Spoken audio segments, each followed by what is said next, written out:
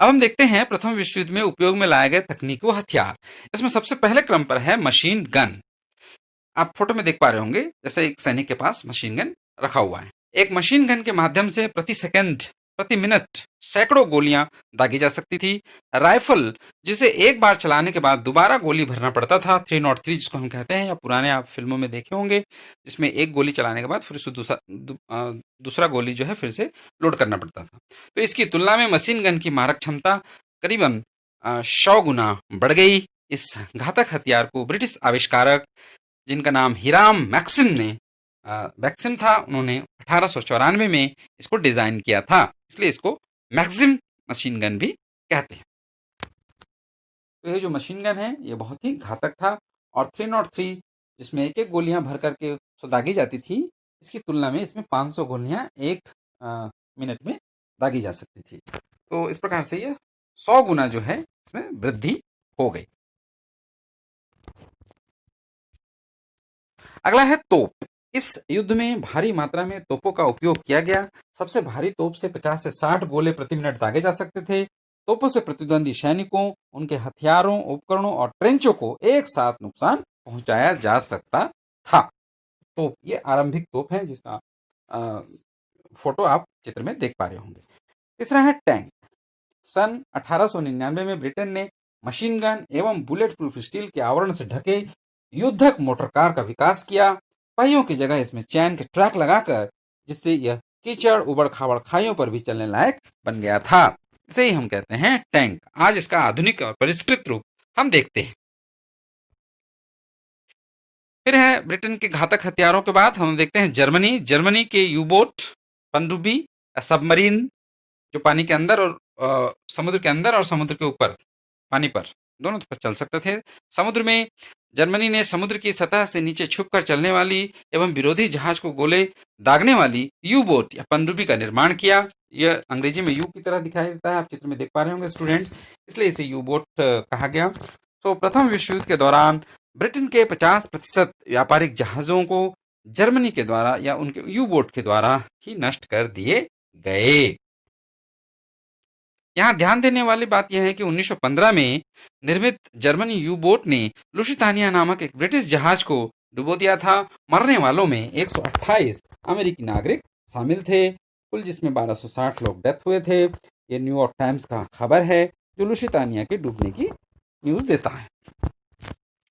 तो यहाँ दूसरा जो चित्र है उसमें आप देखेंगे कि किस तरह से मदद के लिए यह एक बॉटल में, कांच के बॉटल में यह खबर है। देखिए, लुसितानिया, मई 7, 1915। उसमें लिखा हुआ है, हैव बीन टॉर्पीडेड, सेंड हेल्प, मदद भेजें।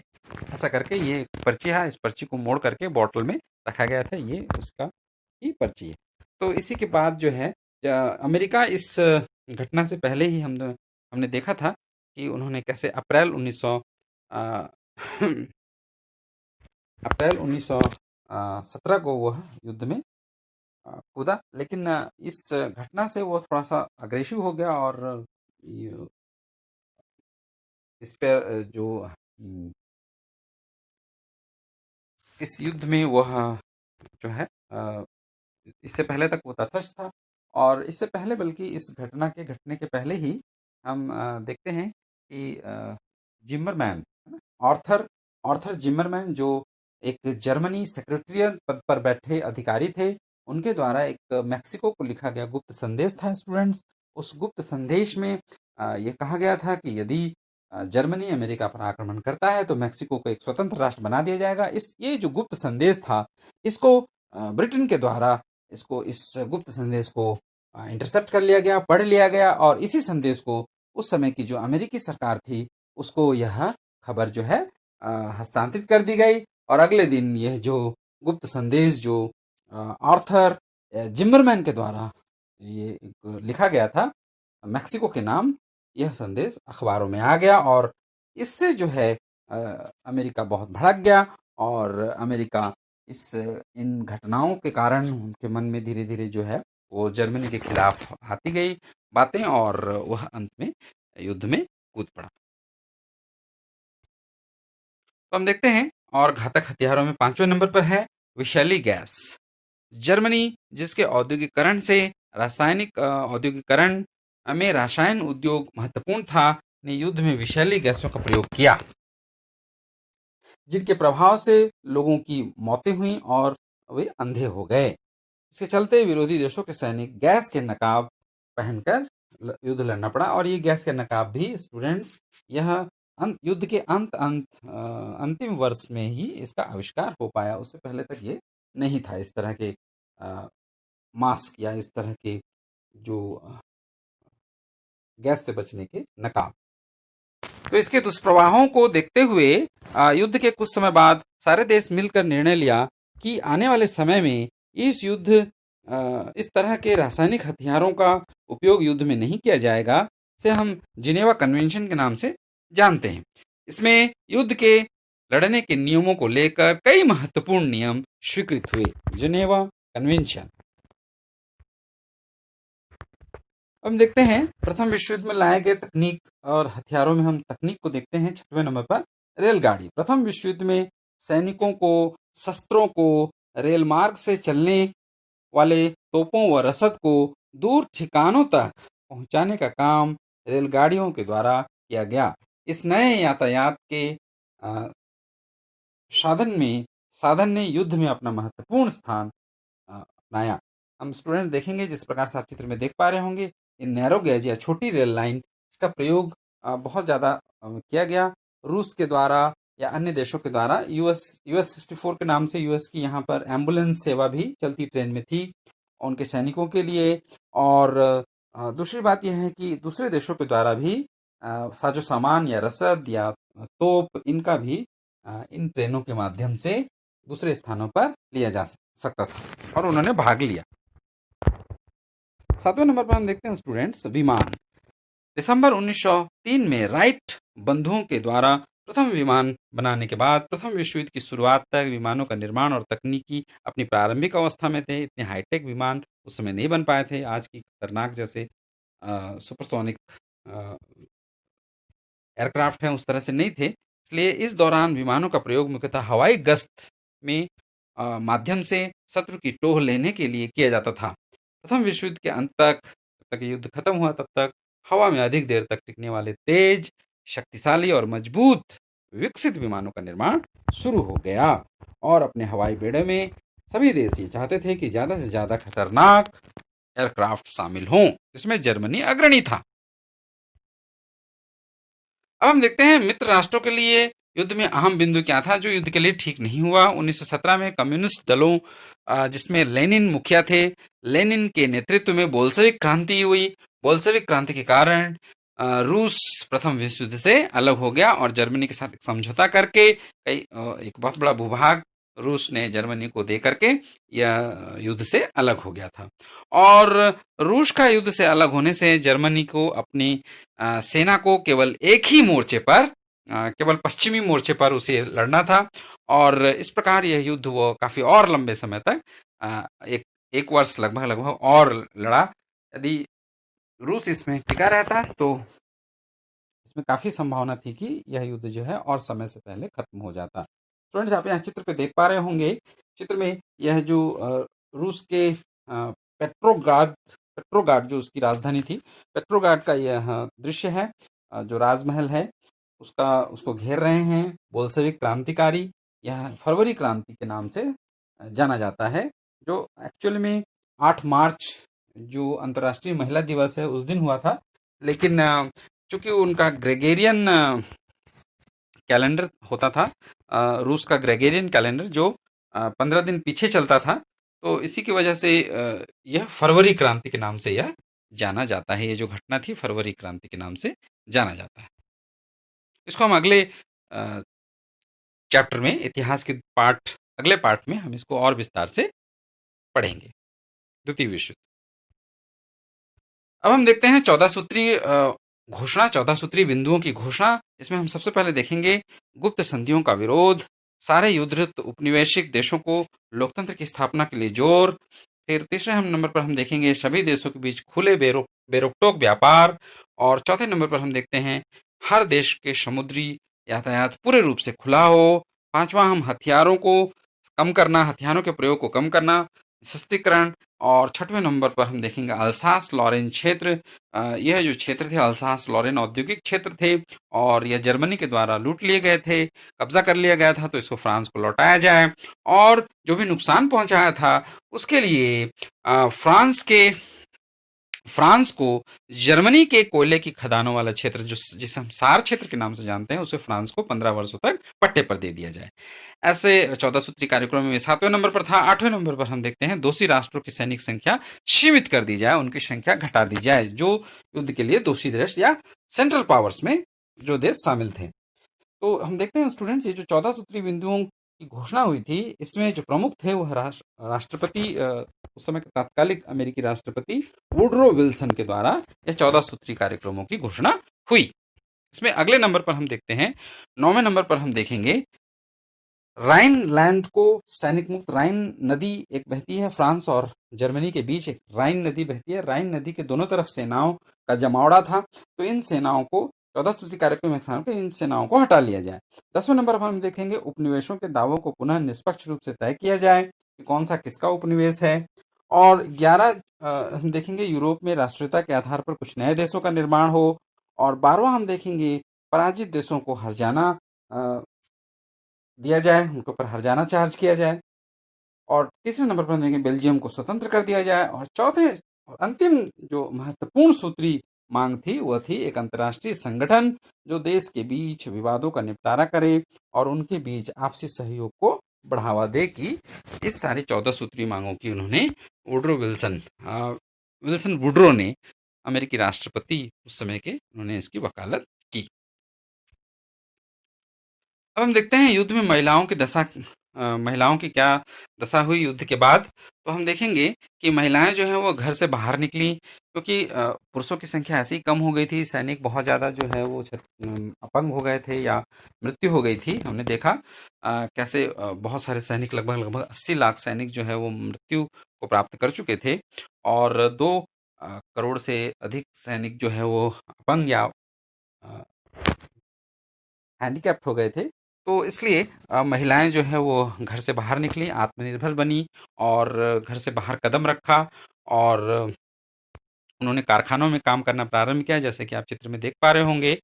और युद्ध के उपरांत महिलाओं ने मतदान करने का अधिकार के लिए भी आंदोलन किया और बाद में उन्हें यह अधिकार मिला भी। आप चित्र में देख पा रहे होंगे किस तरह से 2 पुलिस वाले एक आंदोलनकारी महिलाओं को अरेस्ट करके ले जा रहे हैं, क्योंकि उन्होंने मतदान के लिए आंदोलन में भाग लिया था। तो इस प्रकार हम देखेंगे 1918 में इस प्रकार के आंदोलन बहुत तेजी से हुए और सबसे पहले ब्रिटेन ने महिलाओं को, जो 30 वर्ष से अधिक उम्र के संपत्तिवान महिलाएं थी, उनको संसद में वोट देने का अधिकार दिया। और इसके बाद फिर दूसरे यूरोपीय देश जैसे कि फ्रांस या और रूस ने भी इस महिलाओं को वोट देने का, मत देने का अधिकार प्रदान किया। अब हम देखते हैं कुछ महत्वपूर्ण संधियां हुई। जो हारे हुए देश थे, जितने भी सेंट्रल पावर्स या धुरी राष्ट्र में जो देश शामिल थे, उनके साथ कुछ संधियां हुई, इंपॉर्टेंट संधियां। उसमें हम सबसे पहले देखेंगे सेंट जर्मन की संधि।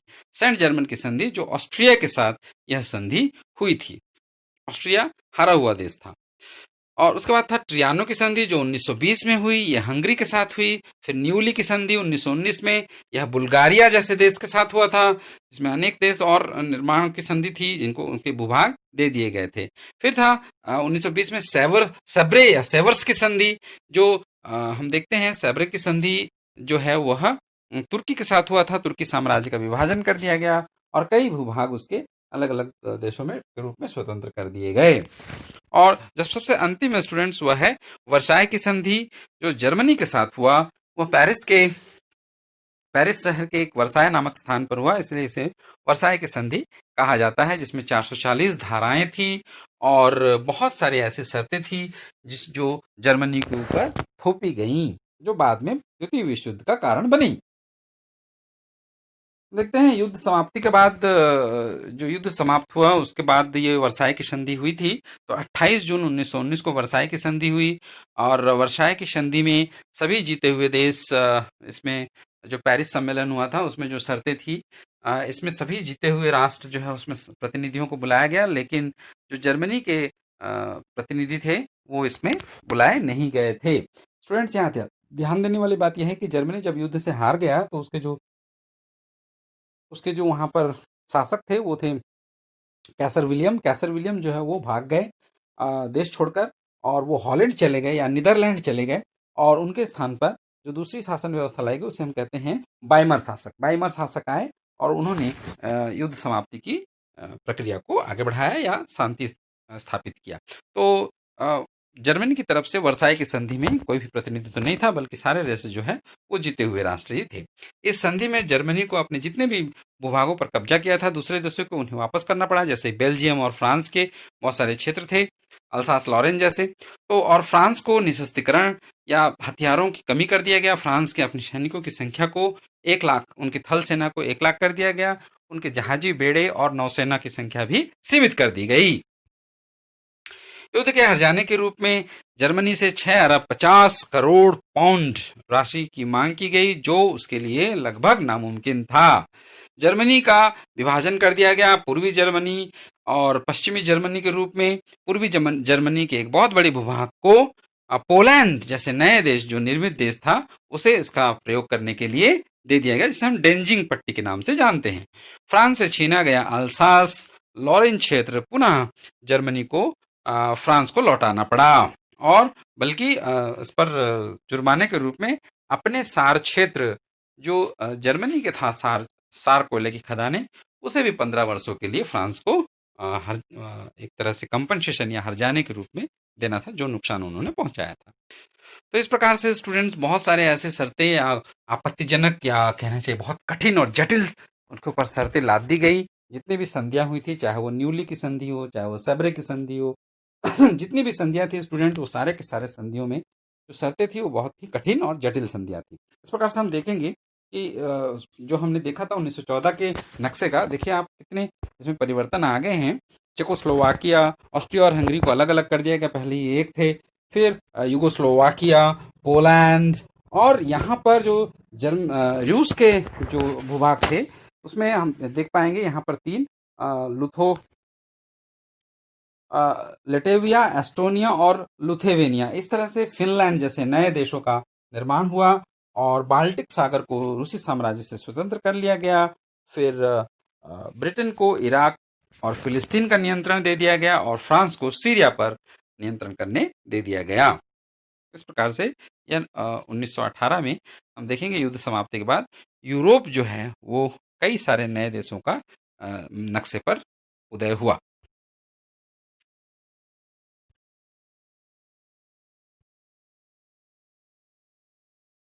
और ऑस्ट्रिया, जर्मनी और फ्रांस और रूस की सीमाएं बदल गई, पूर्व से काफी बदल गई। फिर हम देखते हैं स्टूडेंट्स राष्ट्र संघ की स्थापना, ये अंतिम टॉपिक है हमारा स्टूडेंट्स। सन 1920 में जिनेवा स्विट्जरलैंड की राजधानी में राष्ट्र संघ या लीग ऑफ नेशन की स्थापना हुई। वर्साय की संधि में हस्ताक्षर करने वाले 32 देश राष्ट्र संघ के संस्थापक देश बने। बाद में यह संख्या बढ़कर के 55 हो गई। राष्ट्र संघ के मुख्य कार्य थे, पहला, अंतर्राष्ट्रीय समझौतों का क्रियान्वयन, जैसे कि वर्साई की संधि समझौते के अंतर्गत सार क्षेत्र जिसे फ्रांस के उपयोग के लिए दिया गया था, और डेंजिंग पट्टी जिसे पोलैंड को समुद्र तक पहुंचने के लिए दिया गया था, का प्रशासन राष्ट्र संघ को ही देखना था। राष्ट्र संघ का जो कार्यविधि था या ढांचा था उसको हम देखते हैं। उसके जो उद्देश्य थे राष्ट्र संघ के, वह थे आपसी विवाद सुलझाना व सुरक्षा की व्यवस्था करना। दूसरा, सभी राष्ट्रों के मध्य भौतिक व मानसिक सहयोग को प्रोत्साहित करना। तीसरा, पेरिस शांति समझौते 1919 के द्वारा सौंपे गए कर्तव्यों को पूरा करना। ये इसके मुख्य उद्देश्य थे राष्ट्र संघ के। और राष्ट्र संघ के जो अंग थे वो 3 भागों में बटे हुए थे स्टूडेंट्स। पहला है असेंबली, दूसरा काउंसिल, और तीसरा है सचिवालय। 3 इसके मुख्य अंग थे। अब हम देखते हैं राष्ट्र संघ क्यों असफल रहा। राष्ट्र संघ के असफल होने के कारण में हम देखते हैं स्टूडेंट, सबसे पहले महाशक्तियों का असहयोग। जब विल्सन वुडरो जो है वो बीमार पड़ गए, और विल्सन वुडरो जब सक्रिय रूप से भाग नहीं ले पाए पॉलिटिक्स में, तो उसके बाद फिर दूसरे महाशक्ति देश जैसे रशिया वगैरह इनका सहयोग रहा पूरी तरह से, और सभी देश जो इसके सदस्य देश थे 32 जो बाद में 55 हुए थे, सभी देश अपने मनमाने रूप से अपना अपना गतिविधियां करने लगे और सैन्य शक्तियों को बढ़ाने लगे। इस प्रकार मनमाने गतिविधि के कारण और 1939 में हुई आर्थिक मंदी, जो कि अमेरिका से ही इस आर्थिक मंदी की शुरुआत हुई थी, तो इस आर्थिक मंदी के कारण भी बिना हथियारों का व्यापार किए अमेरिका इस मंदी से नहीं उबर पाता। इसलिए भी वह जो फिर राष्ट्र संघ से अपनी दूरी बनाए रखा और आर्थिक महामंदी और अधिनायक नाजीवाद और फांसीवाद के रूप में यह भी राष्ट्र संघ को असफल बनाया, और राष्ट्र संघ जो है एक बड़ा असफल संगठन साबित हुआ। तो स्टूडेंट्स, ये होमवर्क आप डिस्क्रिप्शन बॉक्स में दिए हुए ईमेल आईडी पर भेज सकते हैं। आशा है आपको ये वीडियो पसंद आया। अगला वीडियो बहुत ही जल्द। धन्यवाद।